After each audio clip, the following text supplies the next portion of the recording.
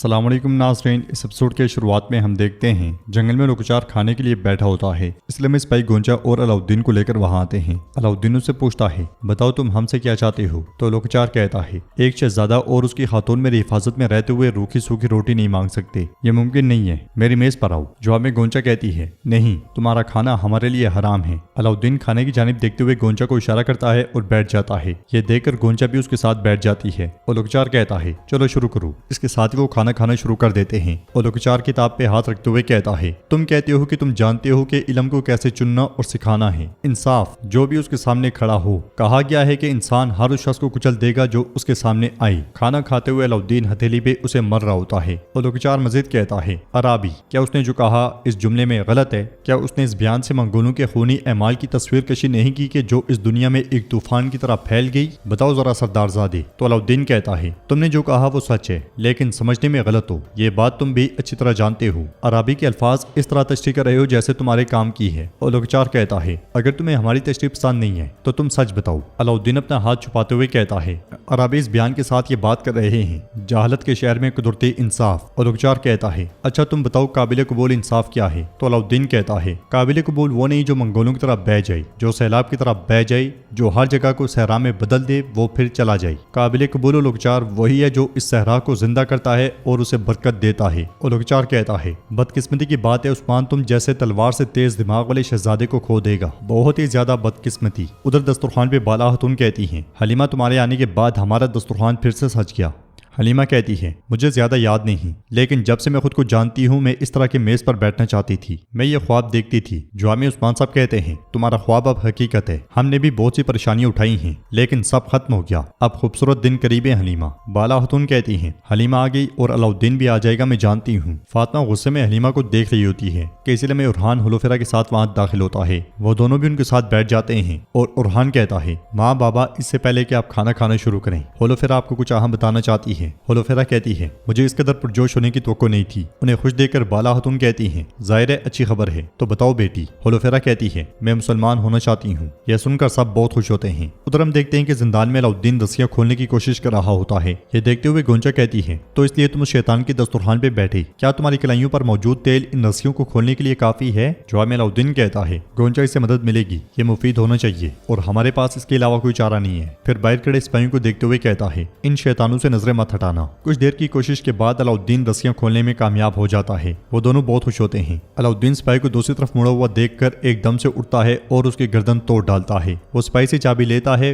गोंचा को खोलता है और उसके बाद जिंदान का ताला खोलने के बाद वो दोनों बाहर आ जाते हैं। बाहर आने के बाद वो सिपाही की तलवार भी उठा लेता है और वो दोनों मुहतात अंदाज में पीछे हटना शुरू हो जाते हैं। इसलिए में एक मंगोल को जिंदान की जानिब आता हुआ देखकर अलाउद्दीन खंजर फेंकता है और उसे मौत के घाट उतार देता है। गोंचा भी उस सिपाही से तलवार और खंजर ले लेती है, मगर उनके आगे बढ़ते साथ ही मजीद दो मंगोल सामने आते हैं और बुलंद आवाज से कहते हैं, कैदी भाग रहे हैं, कैदी भाग रहे हैं। यह सुनते साथ ही लोकचार भी खेमे से बाहर आ जाता है। अलाउद्दीन और गोंचा उन दोनों को मौत के घाट उतारने के बाद भाग पड़ते हैं। ये देखते साथ ही लोकचार तीर मारता है जो अलाउद्दीन के बाजू में पेवस्त हो जाता है और लोकचार कमांडर से कहता है, ये यहाँ से बच ना पाए, जल्दी पकड़ो उसे। ये सुनते साथ ही सिपाही भागते हैं तो वो दोनों भी भाग पड़ते हैं। गोंचा और अलाउद्दीन पर गिरफ्तारी के साथ घने जंगल में भागते ही चले जाते हैं। भागते भागते अलाउद्दीन को ऊपर से आग वाला तीर गुजरता हुआ दिखाई देता है। तीर को देखते साथ ही मजीद मंगोल भी उनकी तलाश में निकल पड़ते हैं और गोंचा कहती है, उन्होंने इशारे भेज दिए हैं। वो दोनों रास्ता बदलकर जैसे ही आगे बढ़ते हैं मंगोल उन्हें घेर लेते हैं, मगर वो दोनों उनकी तादाद की परवाह ना करते हुए उन पे टूट पड़ते हैं। बाकी सबको तो मार दिया जाता है, मगर एक गोंचा के गले पे तलवार रख लेता है।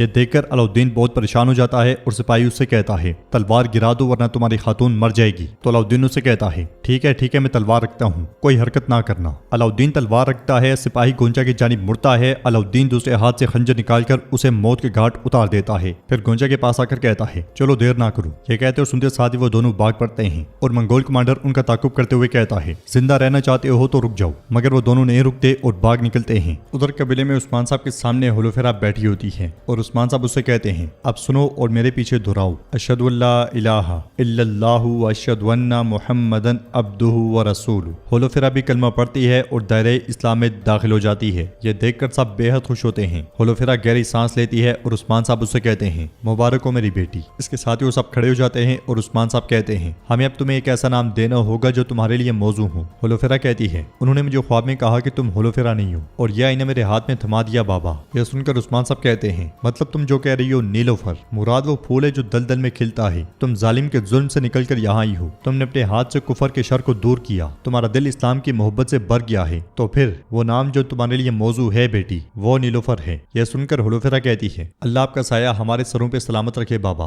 ये कहते साथ ही वो आगे बढ़ती है और उस्मान साहब के हाथ को चूमती है और उस्मान साहब कहते हैं मेरा रब तुम्हें जन्नत में हमारे पैगंबर सल्लल्लाहु अलैहि वसल्लम के हमसाया में जगह दे। आज से तुम्हारा नाम नीलोफर खातून है। बाला खातून चादर लेकर आगे बढ़ती हैं और कहती हैं ये मेरी तरफ से नीलोफर खातून के लिए तोहफा है। ये कहते साथ ही बाला खातून उसे पहना देती हैं। हुलैफा उनके हाथ का बोसा लेती है। ये सारा मंजर देखते हुए हलीमा कहती है कुदरती तौर पे ये बहुत मुश्किल होगा। तो उस्मान साहब कहते हैं हर मुश्किल के बाद आसानी है, कौन जानता था कि ये इस तरह हकीकत बन जाएगा। उरहान कहता है हुजूर मैं आपसे कुछ कहना चाहता हूँ, मैं जब से ये बोझ उठाए हुए हूँ मुझे राहत नहीं है। अलाउद्दीन मैदानी जंग से उसका फरार होना बड़ी खताओं में से एक है, लेकिन मैंने भी एक खता की है। मैं अपने गुस्से के आगे हार गया। मैंने अपने भाई को थप्पड़ मारा। मैंने उसे बात करने की कोशिश की लेकिन उसने मेरी एक नहीं सुनी। मैं नहीं चाहता था कि मसला इतना बढ़े। उस्मान साहब कहते हैं लेकिन बढ़ गया। तुम दोनों ने जो खता की है वो बहुत बड़ी है। उरहान कहता है हुजूर इस वक्त जब अतराफ में हिफाजत का फुकदान है और उलुगचार के सिपाही घूम रहे हैं, मुझे अलाउद्दीन की फिक्र है। मैं उसे जानता हूँ, अगर मैं उसके पीछे नहीं जाऊंगा तो वो कभी वापस नहीं आएगा। मैं चाहता हूँ कि आप मुझे उसके पीछे जाने की इजाजत दें